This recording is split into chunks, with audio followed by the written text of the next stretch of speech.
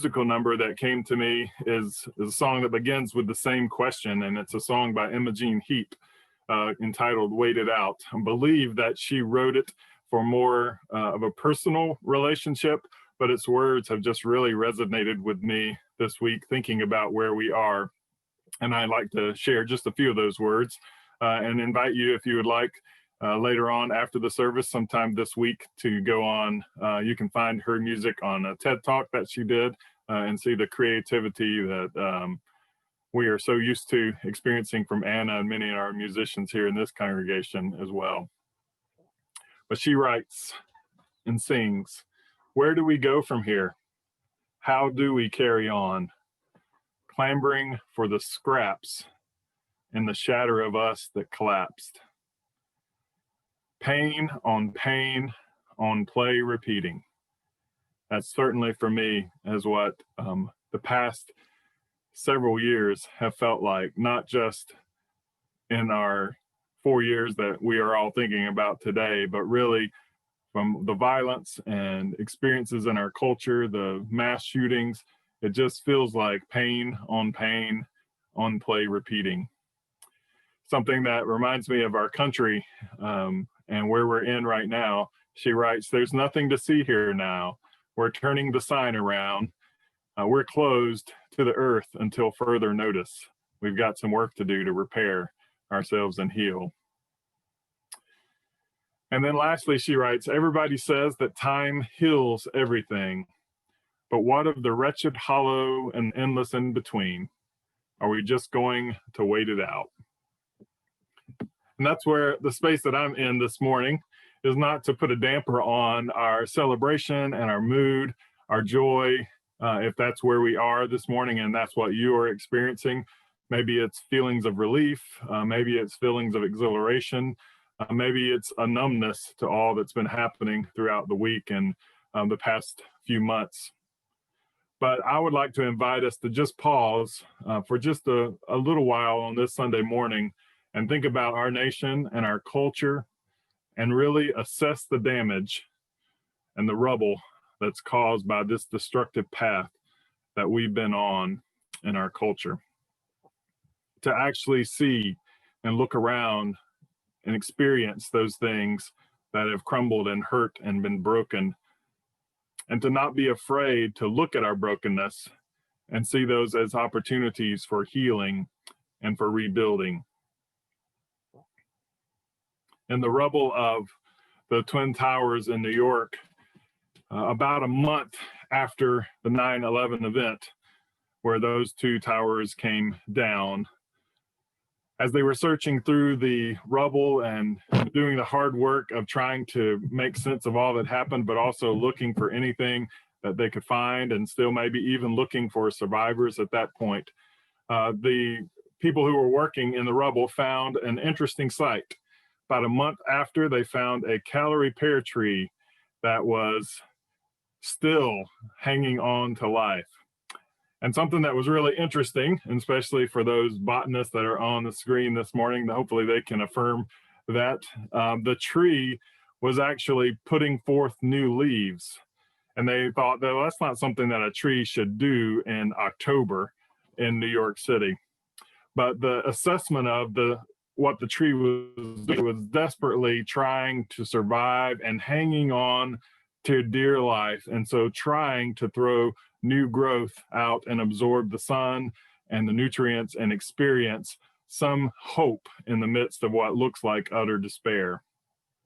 That beautiful tree was taken then and cared for in the Bronx area, and basically over several years, even though they thought the tree may not survive, with the roots broken and so much damage to the limbs and the interior structure of the tree, eventually that tree began to come back to life, and that tree began to flourish.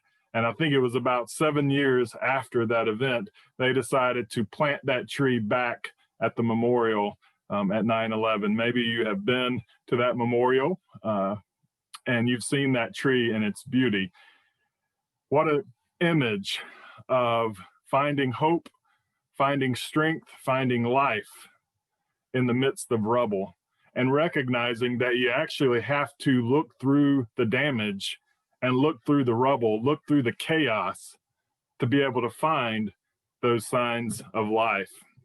I want to share this morning just some images really quickly if you haven't had a chance to see that tree before, and just kind of talk about the stages here. But this is the tree as it was originally found under the rubble. As you can see, it was pretty close to being crushed and broken, splintered, and the new life was growing out to the side. And this is how they knew that it was still hanging on to life and trying to survive. This is the tree as it was planted, replanted back at the Memorial Garden. You can see the old bark that had been burned and damaged at the bottom, and then you can see the new growth that the tree was experiencing as it was being nurtured back to its full healthy self. We also see that the tree continued to grow and flourish in that garden and is beautiful, and eventually actually bloomed as a Callery pear tree does. And hopefully some of you have had a chance to actually see this tree before in a visit to New York. But what an image of our ability to look around, assess the damage, and think about the places that we are broken and look for signs of life. But to do that, we actually have to look around at the places we are broken. Now that we have gotten to the other side of the election, we have to pause and say to ourselves, wow, we have a virus that we're dealing with that is threatening to wipe out a generation of people, robbing families of precious lives. We have to sift through the damage of our brokenness. We have to acknowledge that our culture is broken and divided. And I've heard words like civil war that have been thrown out there. We have to acknowledge the division in our country. We have to acknowledge the systemic racism that continues to deteriorate the framework of our culture from within. We have to acknowledge the personal racism that has been blessed and allowed to be spoken and heard and experienced, and the brewing of hate and fear and violence that comes from that. We have a crumbling infrastructure around us that actually hinders our ability to function as a culture. We have a situation in our culture where too many people don't have access to healthcare and resources. We have a culture where gun violence on any given day can let us know that there has been another murder, shooting, or mass shooting, and it threatens the lives of so many. We have relationships and trust with other countries of the world that need to be repaired. We have an education system that is barely surviving instead of thriving as it should. We have a Supreme Court that has become politicized and holds precious rulings in their hands that protect the rights of women in the LGBTQ community. We have global and climate awareness that needs attention, that is grounded in science and responsibility and not ignorance and apathy. If we pause and we look around, we will recognize that we have so much brokenness in our culture to address. The book I referred to earlier from Dr. Martin Luther King Jr., Where Do We Go From Here, Chaos or Community? When he was writing that book, he rented a house in Jamaica and isolated himself from telephones and any other forms of communication. And he wrote this final book that was published before his assassination. Listen to some of his words from that book. He writes, "Let us be dissatisfied until America will no longer have high blood pressure of creeds and anemia of deeds. Let us be dissatisfied until the tragic walls that separate the outer city of wealth and comfort from the inner city of poverty and despair shall be crushed by the battering rams of the fires of justice. Let us be dissatisfied until they who live on the outskirts of hope are brought into the metropolis of daily security.